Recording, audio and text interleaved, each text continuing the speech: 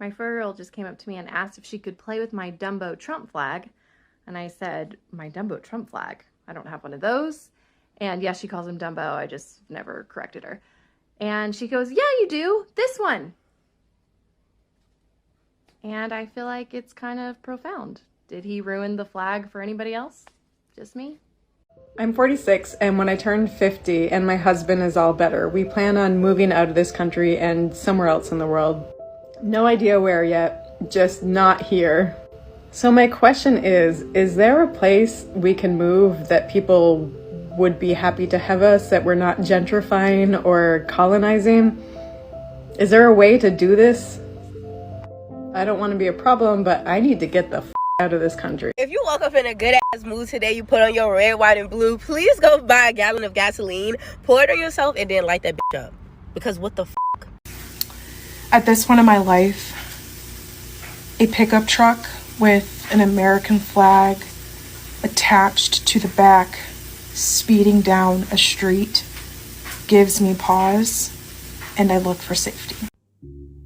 There's nothing like leaving America to remind you that you are traumatized. I'm in Spain right now, and being here has only made it more obvious that I move through my everyday life in America as someone who expects aggression when I enter a space, and someone who expects harm. I was driving around yesterday with my husband, and we kept seeing American flags everywhere for 4th of July. And am I the only one that Trump has ruined the flag for? Because now I just see American flags and go, oh yeah, those are probably. Am I the only one that looks at American flags and I'm just ugh. Someone just came on the beach with American flag chair. And they're giving me a very, Trumpy vibes. Everything American flag is, very Trumpy now, and I'm just, I can't. I just cannot with any of it. I'm at the point with this country that, all this 4th of July decorations doesn't sit well with me, because we're at a point where the American flag on any piece of anything, hanging from your house, on your shirt, hanging from your fucking car, on a sticker on your car, whatever, it looks racist. The fact that it was the symbol of the protests against masks, and it was the symbol for all lives matter and blue lives matter. It's it screams racist to me. It screams colonizer.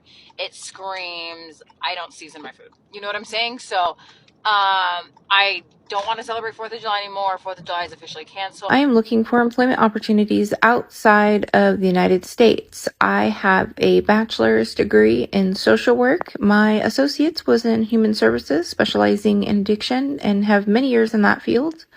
I also have many years in customer service, ranging from things like bartending to making coffee to serving.